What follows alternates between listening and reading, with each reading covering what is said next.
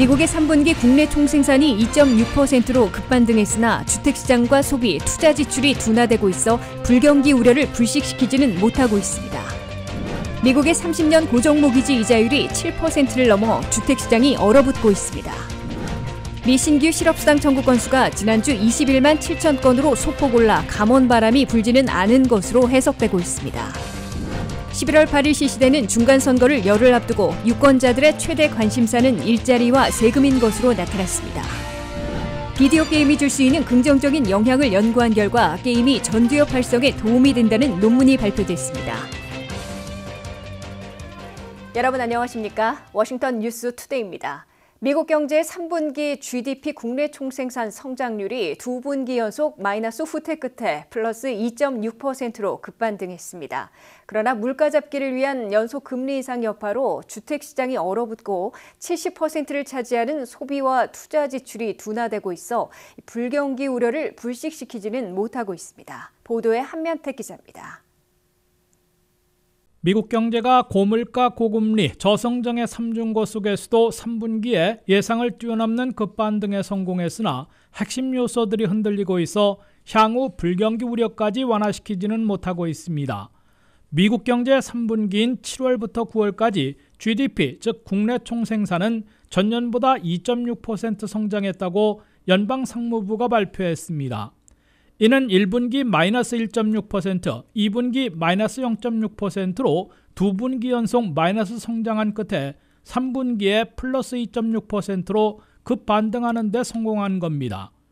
더욱이 고물가와 고금리, 제로 또는 마이너스 성장이라는 삼중고 속에서 큰 폭의 플러스 성장을 기록해 미국 경제에 강한 탄력을 보여주고 있습니다. 하지만 3분기 GDP의 급반등이 향후 미국의 불경기 우려까지 불식시키지는 못하고 있다고 뉴욕타임스, 월스트리트저널 등 미 언론들은 지적하고 있습니다. 미국 경제의 버팀목들인 핵심 분야가 이미 얼어붙었거나 급속 냉각되고 있어 앞날이 여전히 어둡기 때문이라고 미 언론들은 경고하고 있습니다. 미국 경제의 70%나 차지하고 있는 소비 지출은 3분기에 0.4% 늘어나 여전히 마이너스를 면하고 있으나 2분기에 0.5% 증가보다 둔화됐습니다. 소비 지출과 기업 투자를 합하면 비즈니스 지출의 감소로 3분기에 고작 0.1% 늘어나는 데 그쳐 1분기에 2.1%, 2분기에 0.5% 증가에 이어 매분기 급속 둔화되고 있음을 보여주고 있습니다.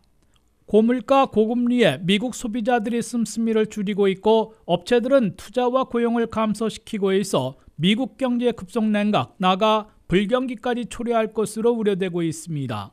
여기에 연속금리 인상 여파로 미국의 주택시장에서는 30년 고정모기지 이자율이 끝내 7%를 넘어서 올 1월에 3%보다 2배 이상 급등하는 바람에 주택거래가 8개월 연속 감소하는 등 완전 얼어붙어 집값도 석 달 연속 하락하며 20대 도시 모두에서 떨어지기 시작했습니다. 특히 내년에는 최후 후보로인 고용시장마저 요동쳐 실업률이 현재 3.5%에서 내년에 연준은 4.4%, 민간 금융기관들은 5.6% 내지 6%까지 급등해 실직자들이 연준 120만 명, 민간기관 320만 내지 400만 명이나 쏟아져 천만 실직자 시대에 직면하게 될 것으로 경고되고 있습니다. 미국인들은 일자리가 안정되어야 돈을 벌어 쓸 수 있고 업체들은 물건이 팔려야 투자와 생산, 고용을 늘릴 수 있기 때문에 내년에는 이들 핵심 분야가 얼어붙어 불경기를 피하지 못할 것이라는 적색 경고를 받고 있습니다. 경제 분석가들은 향후 12개월 아닌 내년에 미국 경제가 불경기에 빠질 가능성은 여전히 63%에 달하고 있는 것으로 우려하고 있다고 월스트리트저널과 CNBC 등 미 언론들은 전하고 있습니다. WKTV 뉴스 한면택입니다. 미국에서 30년 고정모기지 이자율이 페님의 공식 집계로도 7%를 넘어서며 올 1월 3%보다 2배 이상 급등하는 바람에 주택거래가 급감하고 집값이 떨어지는 등 주택시장이 완전히 얼어붙고 있습니다.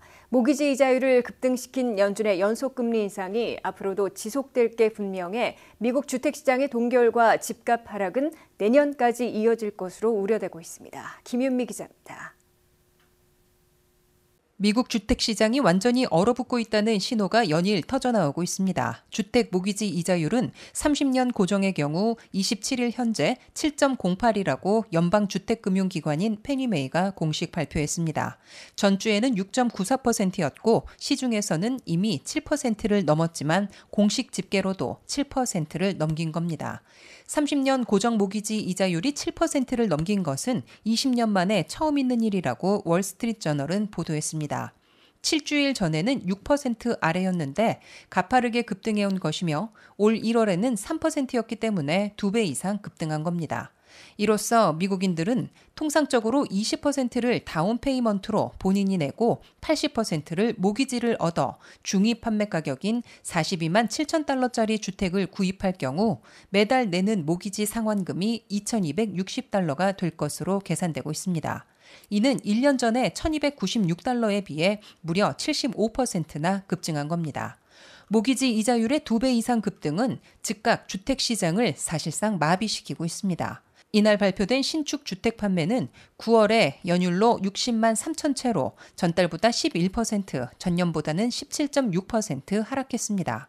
전체의 80%를 차지하고 있는 기존 주택 판매는 9월에 연율로 471만 채로 전달보다 1.5%, 전년보다 23.8% 감소한 바 있습니다.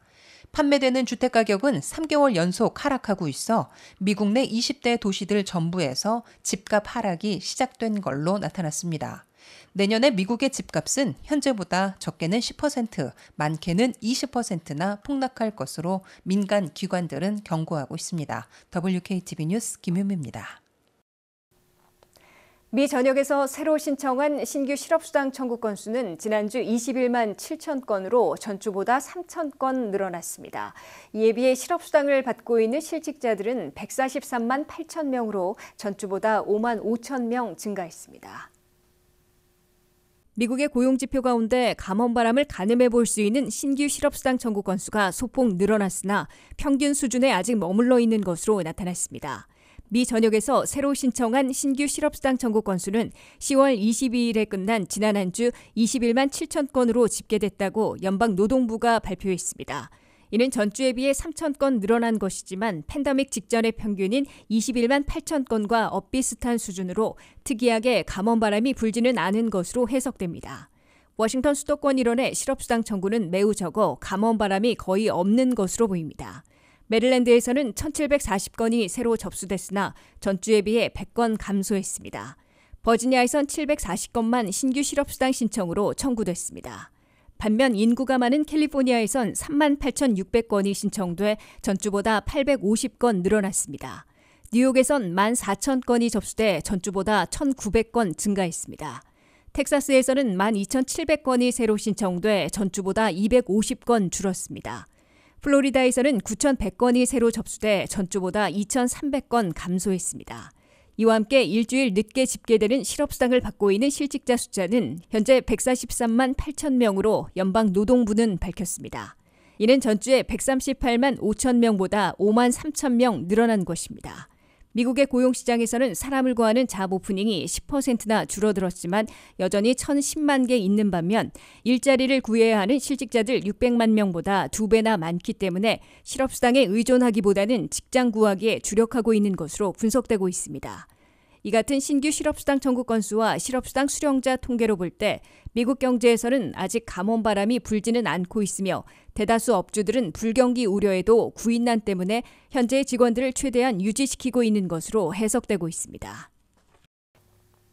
11월 8일 실시되는 중간선거를 열흘 앞두고 유권자들의 최대 관심사는 일자리와 세금인 것으로 나타났습니다. 선거전에서 민주당은 낙태 보호를, 공화당은 물가 급등을 최우선 무기로 내세워 선거전을 펼치고 있으나 유권자들은 그보다 세부적인 이슈에 더 관심을 표시하고 있습니다. 김지수 기자가 보도합니다. 11월 8일 중간선거에서 연방 상하원 다수당을 차지하기 위한 최후 승부가 펼쳐지고 있습니다. 선거일이 다가올수록 접전지가 늘어나면서 연방 하원 다수당 교체는 여전히 기정사실화되고 있으나 의석수 차이와 특히 상원 다수당은 안개 속에 휩싸인 것으로 보입니다. 연방 상원 선거에서 민주당은 위태로워진 접전 지역들로 조지아와 네바다에 이어 애리조나로 더 늘어났으며 공화당 의석 빼앗기를 자신했던 펜실베니아에서는 잘 나가던 후보가 뇌졸중 후유증을 겪는 바람에 승리를 장담할 수 없게 됐습니다. 선거일 막판에 민주당은 하원 다수당뿐만 아니라 상원 다수당까지 내줘야 할지 모르는 위기를 맞고 있습니다. 민주당은 이번 선거전에서 여성 낙태권 보호를 핵심 이슈로 내세워 여성 유권자들을 대거 끌어들이려는 선거 전략을 펴왔습니다. 민주당의 낙태 보호 전략은 어느 정도 효과는 보는 듯 했지만 여성 유권자들이 체감하는 인플레이션과 경제 문제에 걸려 유리한 고지를 잃어버리고 있는 것으로 보입니다. 공화당은 물가 급등과 불경기 우려 등 경제 문제를 최우선 이슈로 내세워 유권자들의 마음을 흔들고 있습니다. 미국민 유권자들은 선거 전의 포괄적 이슈보다는 실생활에 직결되는 구체적인 이슈에 더 큰 관심을 표시하고 있습니다. 악시오스의 보도에 따르면 유권자들이 구글 검색을 통해 가장 많이 알아본 1위는 잡, 일자리로 나타났고 2위는 세금이었습니다. 유권자들의 1위와 2위는 수개월 동안 변함없이 순위를 유지해왔습니다. 3위는 총기 문제인데 총격 사건이 발생하면 3위까지 올라갔다가 시간이 지나면 6위로 내려앉고 있습니다. 4위는 임금 문제로 꾸준한 검색 대상인 것으로 나타났습니다. 5위는 우크라이나로 러시아의 침공과 미국 등 서방의 대응에 따른 사태 전개에 따라 관심 우선순위에서 3위와 4위, 5위를 오르내리고 있습니다. 이에 비해 선거 전의 최대 이슈인 경제는 15위, 낙태는 17위, 인플레이션은 19위를 기록했으나 세부 이슈로 나눠져 있어 단순 비교는 어려운 것으로 보입니다. WKTV 뉴스 김지수입니다. 자녀들이 비디오 게임에 지나치게 몰두해 걱정하시는 분들 계실 텐데요. 과하게 비디오 게임을 하다 보면 해야 할 다른 일들을 못하게 되거나 게임에서 현실로 돌아왔을 때 겪는 감정적, 정신적 어려움 등 부정적인 측면들이 있는 반면 긍정적인 측면도 있다고 합니다. 한 연구 결과 비디오 게임을 한 아이들이 게임을 하지 않은 아이들보다 기억력과 충동 조절 측면에서 더 좋은 결과를 얻었다고 합니다. 김윤미 기자가 전해드립니다. 하루 3시간 이상 비디오 게임을 한 아이들이 게임을 하지 않은 아이들보다 기억력과 충동 조절 면에서 더 좋은 결과를 보였다는 연구 결과가 나와 흥미롭습니다. 미국 의사협회가 발행하는 세계적인 학술지 자마 네트워크 오픈에 게재된 논문에 따르면 9세에서 10세 어린이 약 2,000명을 대상으로 3시간 이상 게임을 하는 그룹과 게임을 해본 적이 없는 그룹으로 나눈 뒤 아이들의 단기 기억과 충동 조절을 측정하는 뇌 이미지를 스캔한 결과 게임을 3시간 이상 한 그룹에 속한 아이들의 전두엽이 더 많이 활성화됐으며 혈중 산소 수치 또한 더 높은 것으로 나타났습니다. 전두엽은 기억력, 사고력, 감정, 문제 해결 능력 등을 관장하는 기관으로 게임을 3시간 이상 한 아이들에게서 전두엽 활성화가 두드러지게 나타난 겁니다.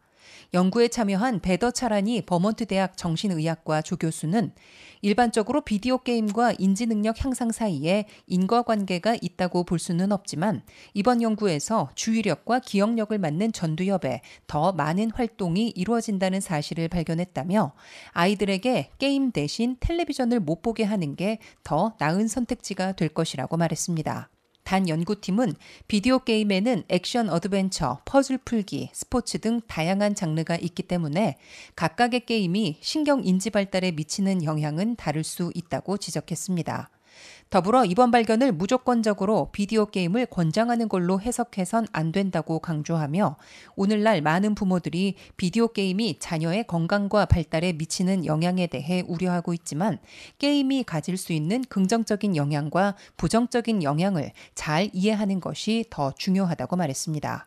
앞서 질병통제예방센터가 미국의 고등학생들을 대상으로 한 청소년 위험행동 감시 시스템 조사에서 학교 공부가 아닌 다른 일로 스마트폰, 컴퓨터, 엑스박스, 플레이스테이션, 아이패드 등에서 게임을 하거나 비디오 시청, 문자나 소셜미디어를 사용하는 데 보낸 시간이 2003년 이후 꾸준히 늘어남과 동시에 청소년 비행에 대표적으로 꼽히는 술, 담배, 대마초 등의 사용이 급격히 감소한 걸로 나타난 바 있습니다. WKTV 뉴스 김윤미입니다.